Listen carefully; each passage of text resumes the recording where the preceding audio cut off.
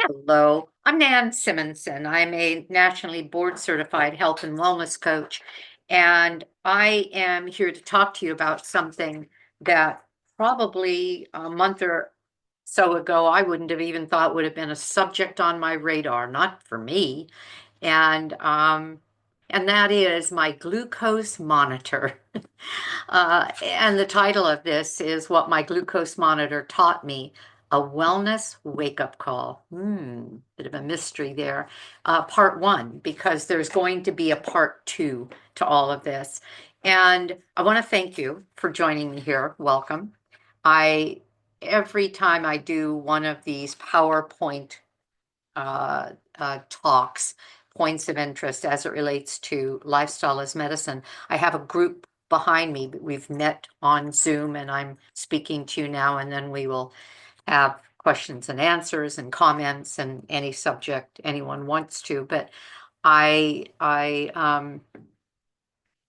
just talked to them about a subject that's also going to be brought up, and that is the fact that I have been a whole food plant-based for going on 7 years now, but I've also put a fine point on the value and the strength of whole food plant-based as it relates to wellness. And that fine point was a deep dive and involvement in Dr. Brooke Goldner's Goodbye Lupus protocol, the dietary part, and then her rapid recovery group, which I did with her and 60 other people in March, and then repeat it as an edit, meaning I could get on to the Facebook group, not for coaching, but to be able to continue to learn and hear the lectures. And it's been quite a experience, and I've learned so much and had so much health-wise result, things that I couldn't resolve with whole food plant-based, like a very high SED rate, like high autoimmune markers for Hashimoto's as well as rheumatoid arthritis. All of that has been resolved. It didn't turn around the fact that my thyroid had been damaged through these years and years of beta cells being kind of diminished. But I'm delighted with even the pain reduction, things that were resolved on that program that I never even dreamt of, like a damaged knee from a complex compound cartilage tear, the pain of which is actually gone 98% of the time, unless I do something a little bit too radical, because cartilage doesn't really completely heal, but the inflammation around it certainly did, and that was the point. So all of this to say that, again, I want to welcome you. And this is sort of a real-time wellness update on my part, not a final answer to anything, but I was curious. I love data, and I wanted to have a chance to personalize some insights that have come to me within this last week or two. Um, I now, for the last 2 weeks, and I'll mention a little bit more about going forward, decided to wear a CGM. That is a continuous glucose monitor. I began wearing it on April 26th. And the fun thing is, my husband is also, my husband also did it on that day. As a matter of fact, this is kind of a fun fact, and I'm going to say it now, jumping ahead, because I may not remember later.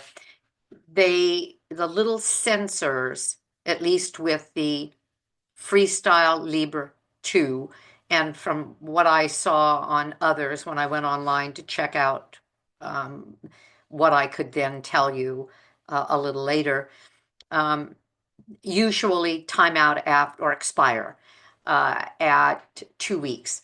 And it was a Saturday afternoon. I went to read my, the glucose numbers, and it said sensor expired. And I thought, oh, I've lost a friend. It felt like a friend because it sticks its nose into everything you do all day long. And my husband, hearing this, went to read his, and his timed out 2 minutes before mine timed out because he put his on first and then put mine on because I was too afraid to do it. And this last one, I put on by myself. But in any case, why in the world would I have done this? Because after all, I'm whole food plant-based. After all, I'm very healthy at 74. I feel like I can do just about anything. I exercise every morning. I walk every evening. I can ride an hour and a half every Sunday as we do, up and down hills, and I feel great and nothing hurts. So why would I do this? Well, a while ago, during this I suppose it was during this third rapid recovery experience, I got oh, okay. When I was in the group, with the group, and very, very strictly high raw, eating the large amount of omega-3 fatty acids, having just the raw deep leafy greens, cruciferous vegetables, a certain amount of fruit, as well as massive amounts of water, etc. I got my lab work done, and everything was within range, including what the time before had been an elevated HA1C, and that is the HA1C is our average of the previous 3 months of fasting blood sugar. It's measured because when insulin is high, when blood sugar is high, there's a certain hormone or something that's released in our body, and they can measure the amount of that at any given time, and it's an accumulation number for the past 3 months, and they can say what it is. And it's something like 5.8 or something is pre-diabetic. And both my husband and I, after it being perfect while I was on her program, again, all high raw, even though he was eating, well, what I made for him. It was not high raw, but it was, oh, just different than we were when we were both not on the program, and therefore I was making things that I otherwise wouldn't have made. Real healthy food, but more grains, more legumes, more complex dishes. In any case, both of us were around a 5.6, 5.7, something like that.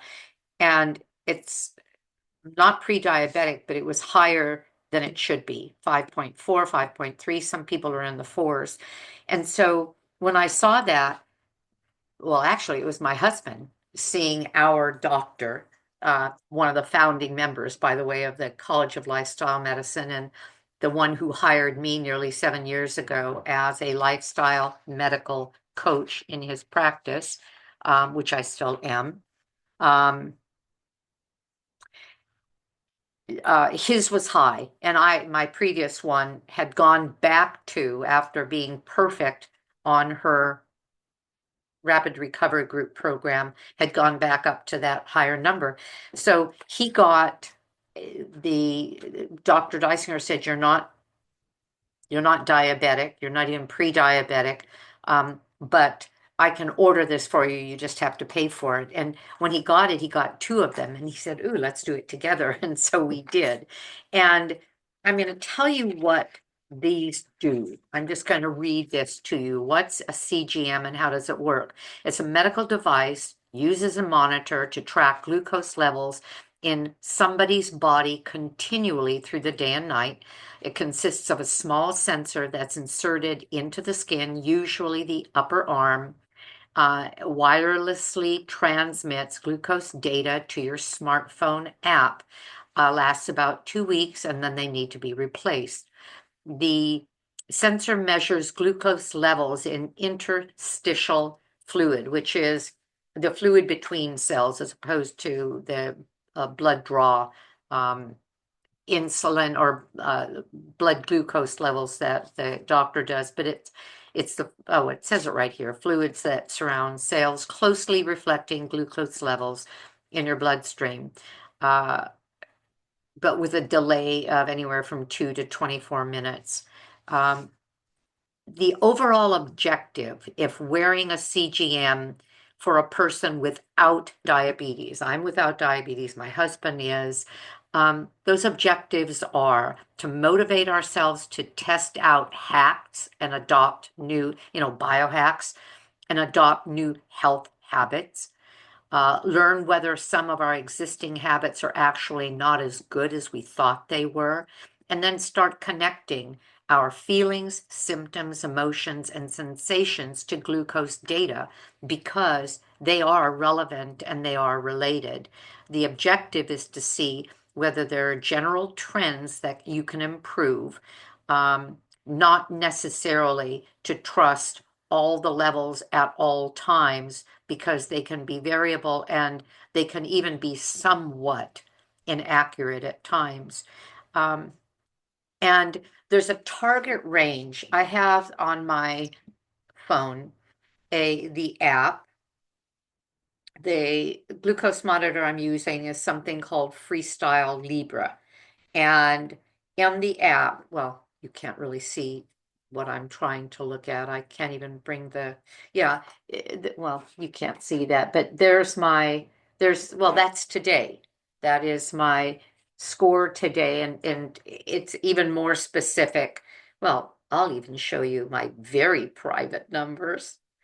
Oh, you can't even see this. Oh, let me show you something. Okay. What it's telling you, well, you can't see, is that when I woke up, my number was 89 at 11:30 before I had lunch. It was 92. Those are really good numbers. And then watch this. Oh, I didn't gear it to read the scanner there. Ooh. So I just had lunch. The moment before I came here, I finished lunch and it's 134. What was my lunch? Oh, it was a chopped salad with dry roasted edamame for protein, beets, and a plethora of cruciferous as well as dark leafy green vegetables and some starchy vegetables like a lot of carrot and what else? That was it. And 134 is a good reading. If I remember to, I could show it to you when I finish, but I think that'll only be 20 minutes from now. And we would probably see it go down relatively quickly. So that's really interesting.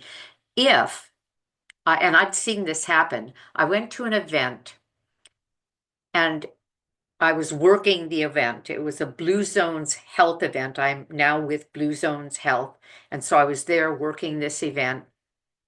And it was a event where Dan Buettner's son came to tell the population that showed up. He was going city to city to city, and to tell the population what the Blue Zone's message is. And we were there to say, and we're a physician network that can actually help you with lifestyle as medicine. If any of you have been to a allopathic doctor recently or ever, you walk in, they say, what's going on?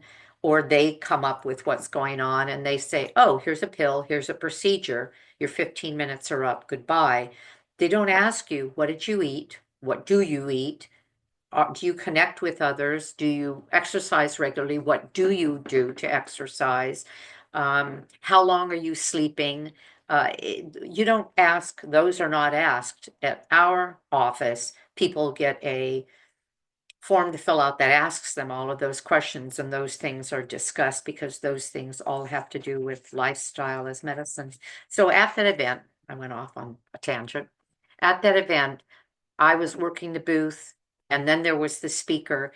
The guests had a chance to go into a room and have a kind of a mini meal. It was 4:30 to 7:30, and so it was whole food, plant-based completely because Blue Zones Health as well as the Blue Zones Corporation promotes primarily a plant-based diet. By the time I was able to go and get something, and by then I was pretty hungry. All they had left were their black bean brownies, and what were in the brownies was nut butter, black beans, agave syrup, and oats. Um, oh, I don't know what else. But anyway, so I took one of those and a cup of coffee. And then before I left at 8, still hadn't had anything more, I took another one and a cup of coffee. By the time I did my reading, it was over 180. Now, 180 is what they call out of target. Um, you want time, there's something called time in target, which means between 70 um, uh, milligrams per deciliter and 140. Between those two, it's kind of a target range. You don't want to go much above that ever, even though a diabetic will sometimes go into the 200s and the 300s. But with normal blood sugar, you want to keep it in that range, not below 70, not above 140, or very, very seldom. I was like 180. Why?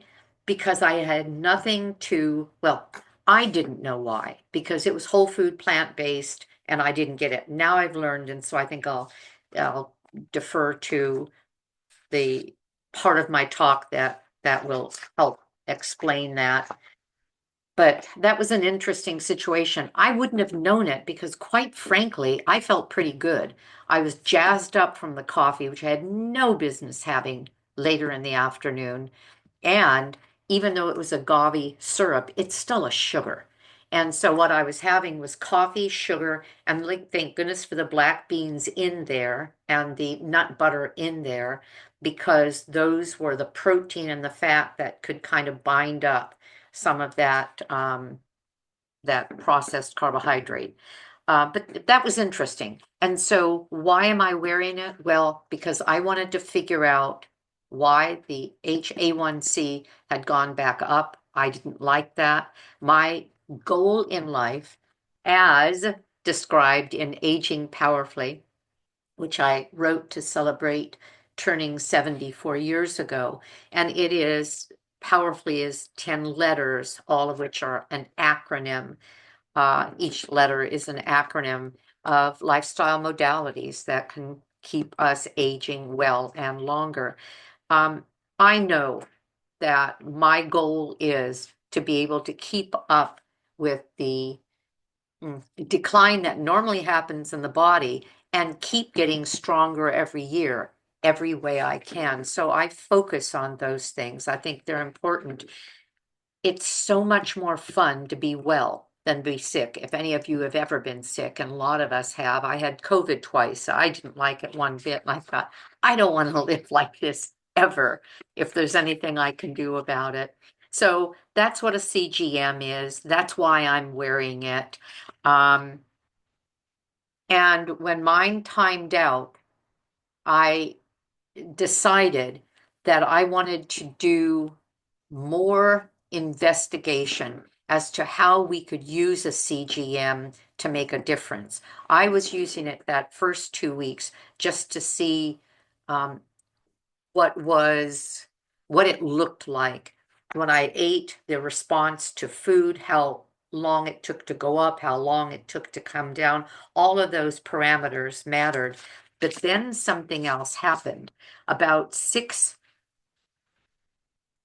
oh, I don't know, the last few days, I guess the last 6 days of the 2 weeks, I started getting numbers that I didn't like at all. Fasting blood sugar when we wake up, preferably, is in the 90s, the low 90s, or the 80s. And mine had always been around 84, 81, on a bad day, maybe 91 when I went to the doctor and had a cup of coffee for a blood draw for fasting blood sugar. It was, according to this, it was telling me that every morning that I woke up, it was over 100. Now that's pre-diabetic, and sometimes substantially, like 110. That's substantial toward pre-diabetes. Diabetes is one, I think full-on diabetes is 126 or something like that. But pre-diabetes begins at a fasting blood sugar of 100, one that happens a lot. And it was doing that day after day. And when I went up after a meal, it didn't come back down to the 80s or 90s. It came back down into 100. I started getting concerned. I thought, what in the world's going on?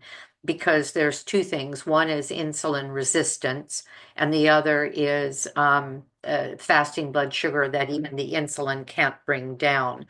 And neither of those are where we want to go for good health because they affect us. They affect our vascular system. They affect our mind, our memory, our brain health, because anything that has to do with blood flow, oxygenation, nutritional transport, is going to affect every organ, including our brain. So I take that really seriously.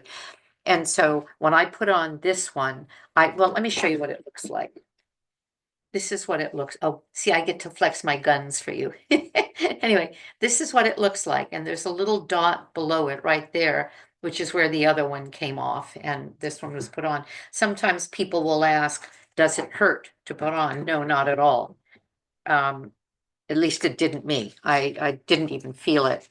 It's not a needle that's in there. It's a little filament that reads what it's supposed to read, and that little disc is a smart little thing. It transports to my phone and gives information on a regular basis.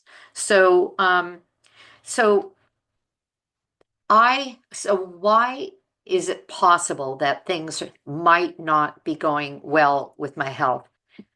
I put this on to again do a deep dive into how I can affect it better, and I'll tell you more about that, and to gain sort of a background on how it's possible because of autoimmune diseases. I came into a whole food plant-based diet in the fall of 2018 with very high cholesterol, with rheumatoid arthritis markers, with a gastrointestinal challenge because I have something called microscopic colitis. So that's autoimmune microscopic colitis, autoimmune Hashimoto's, and autoimmune rheumatoid arthritis. And autoimmune diseases tend to cluster. If somebody's body is fighting itself, everything sort of jumps into the fray. And so every doctor, including the cardiologist, because of the high cholesterol, wanted to medicate, and I refused, every one of them. And keep in mind, this was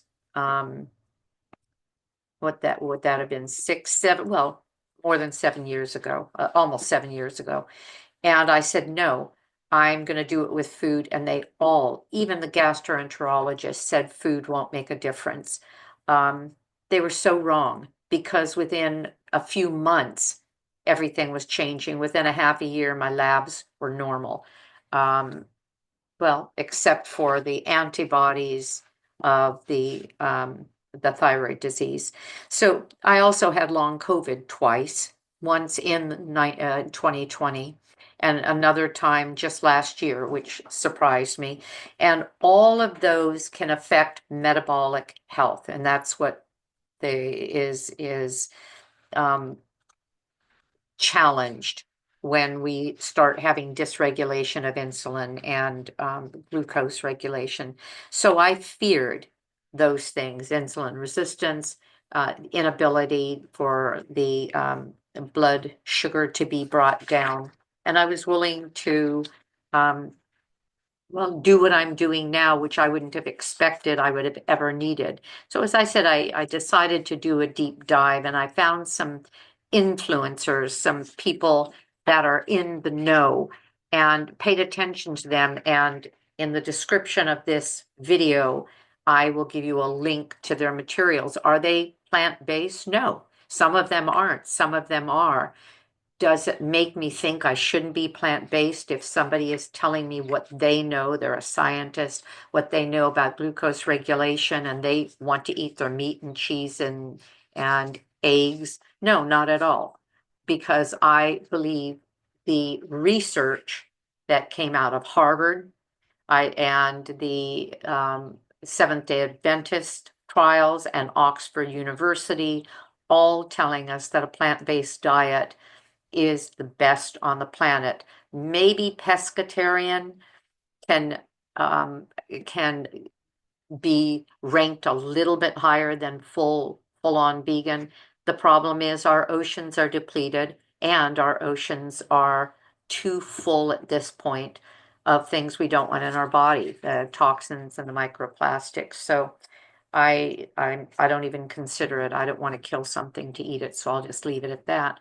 So the story is Robert Lustig is a endocrinologist, and he talks about, he has a really good, well, he's very, very um, prevalent in the, I believe, in the plant-based scene, but he did a talk about metabolic health, insulin resistance, and continuous glucose monitors. I watched that, a couple of hour talk.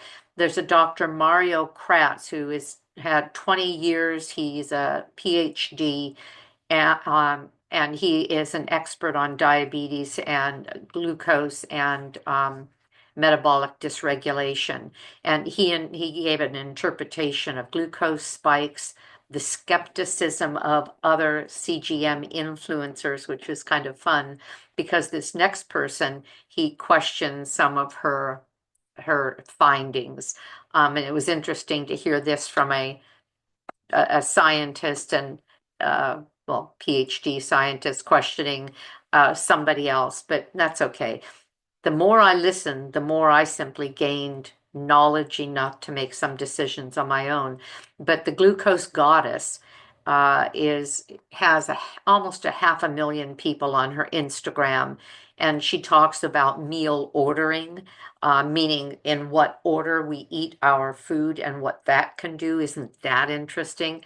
On health hacks, and I'll talk a little more about that.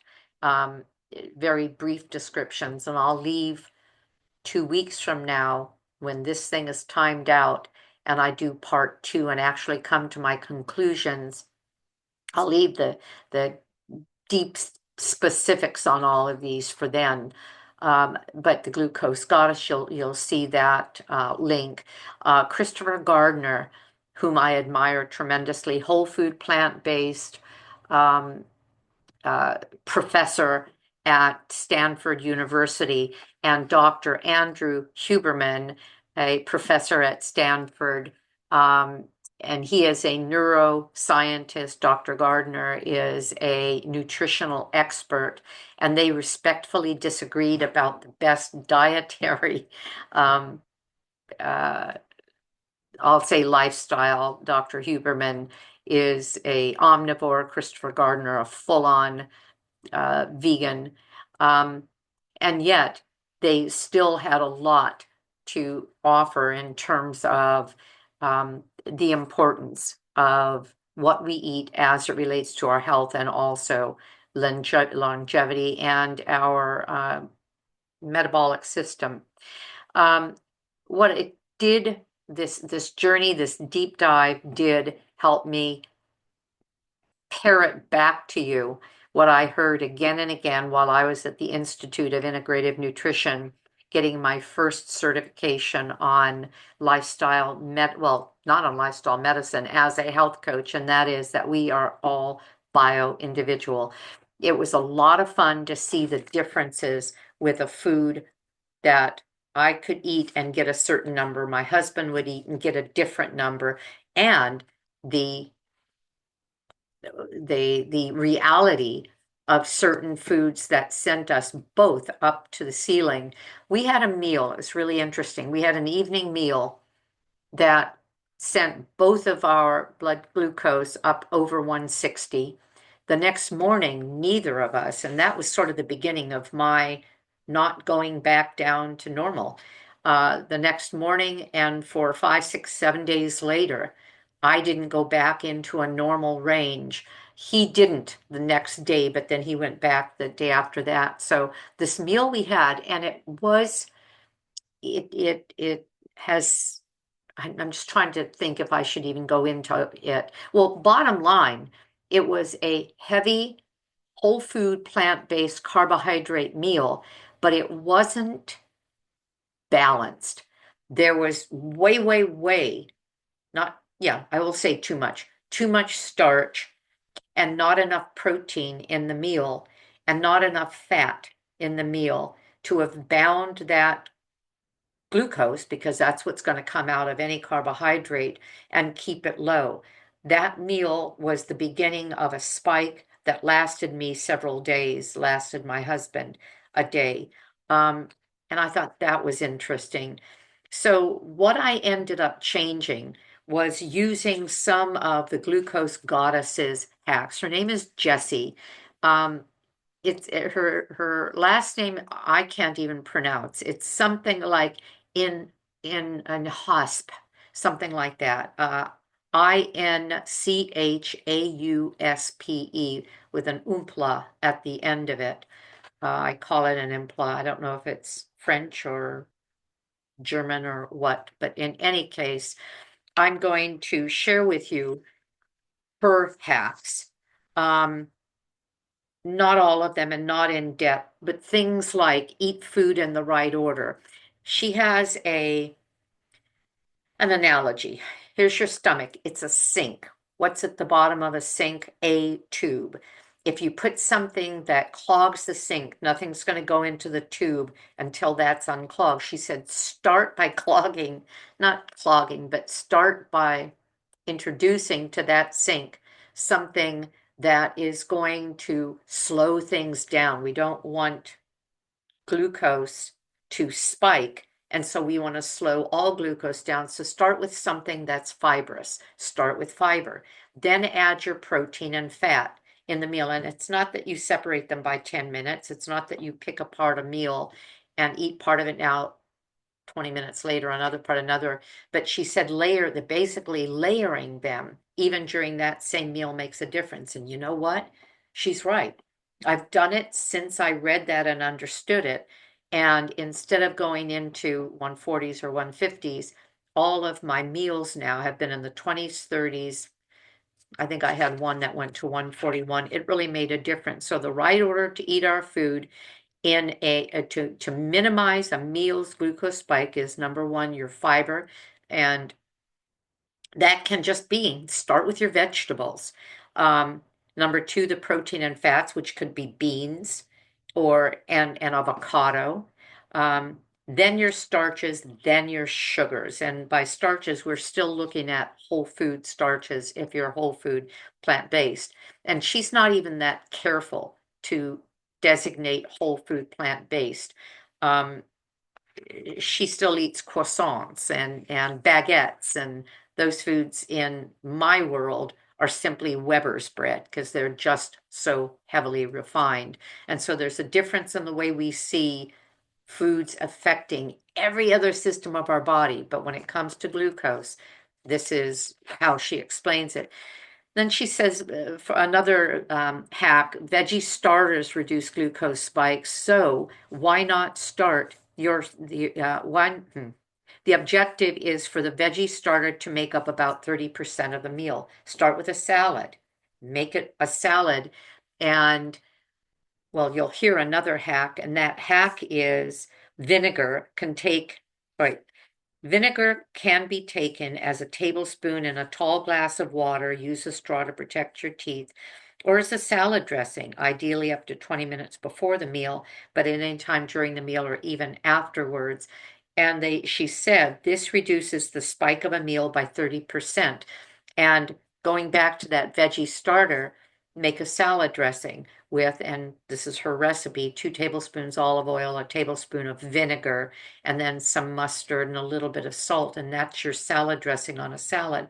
Well, I have salad dressings that I can use without having to put um, the olive oil in. We can use avocado based on Dr. Goldner's recipes, etc. So all of these are translatable to what I believe is a better way of eating for a lot of other parameters as well. Start with a savory breakfast instead of just cereals that are reduced in to just starches. A savory breakfast can be like tofu. It can be like oat groats and berries and nuts and soy milk. What are some of the other ones? After you eat, move 100%. I believe in that. Even if when you finish your meal, you take a walk around the block for 10 minutes, it makes a difference. If you have a snack, make it a savory snack, not a sweet snack, because it takes longer. Sweet snacks give us pleasure. Savory snacks give us energy. Savory snacks include proteins, healthy fats, and fiber. An apple with a swath of peanut butter on it, for example. Um, Put clothes on your carbs. Put clothes on your carbs mean adding fat, protein, or fiber to starches and sugar. This reduces the speed of glucose absorption. See, a lot of this is done naturally if you eat a whole food plant-based diet because so many of the whole foods are married to fiber and fat. And so we don't even have to think much about that. And then this part, Dr. Kratz didn't like at all. Take one of my anti-SPAC spike tablets and it'll reduce the glucose of your meal. He didn't think much of that at all. Anyway, okay. So I've said enough about that.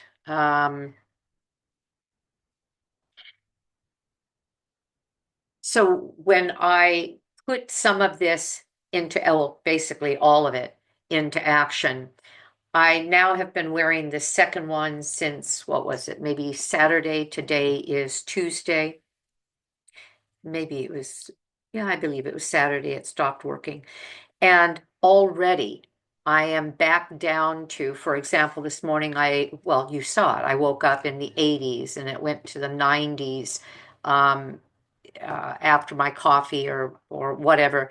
And in other words, I'm now back at a stable lower blood sugar that it goes back down to after a meal. Whereas I went through days where after a meal it stayed higher. Um, and I'm delighted about that. What I have also changed, I still do my smoothies, but I'm cutting way down on the amount of fruit in my smoothie. Let me explain what I'd always done. A pound of fruit, because okay, a pound of greens and cruciferous vegetables. Again, if this is my carafe, it would fill up because of the fluff of the vegetables and the greens. It would fill up the carafe by about 75%. 25% by volume. That's the quote. 25% by volume of fruit. If you weigh them both, because I do, I weigh the carafe as I put the greens in, 16 ounces, and weigh the fruit, zero it out, weigh the fruit, that 25% by volume comes out to a pound because of the density of the fruit, this frozen fruit, and it pretty well usually matches the greens. Well, I was doing a pound of fruit, a pound of cruciferous vegetables. I was also drinking it oh, and then water, almost 50 ounces of water. And yes, the water counts toward that goal that Dr. Goldner gives all of us of at least 96 to 100 ounces to 128 ounces, which is a gallon. And then I would drink it, it's a lot. And I would drink it off and on, 96 ounces of fluid all day long. I worried about that, and I'm not going to talk a lot about that, but there's something you can look up called the oh man, the migrating motor complex. It's our body's, I'll use a reference that's very non-scientific, rotor-rooter system. It's the MMC, migrating motor complex. After we finish a meal, after that meal is digested in the stomach, it begins this process and it goes on for 3 to 4 hours. And that's why spacing meals is a good idea in order to get the migrating motor complex to do its thing. And it's like a rotor-rooter. It goes through and through peristalsis, moves out food, moves out non-digested food, moves the nutrients through the next. You've got your stomach, you've got your small intestines, you go into your colon, out the ileum, and things just keep moving through. Well, it moves things through and gets the stomach ready for the next onslaught of food. Uh, what I wondered about and what I worried about with my smoothies was that I never gave my stomach quiet time. And I knew I was doing it relatively temporarily, 6 week periods. But from September, when I began doing the 6 week program on my own, I couldn't see any other way to get my smoothies in other than to drink them all day long. Well, when was my stomach having a chance to stop digesting? But there's another thing I now realize. When was my blood sugar ever going down enough to allow the glucose not to always be in my system and the insulin always coming in? I wonder now if after all this time, the insulin just kept being pumped out and it was getting less and less and less. Um, and I was becoming less insulin sensitive. There's a possibility. I don't know. She heals people with this program, so I'm not questioning that at all. But I just wonder if the way I was doing it long term, this long of a term, September, October, November, December, January, February, March, April, May. That's 8 months of doing that. So I've changed a few things. I'm making a smaller smoothie these last, since this epiphany, and it may be an erroneous epiphany.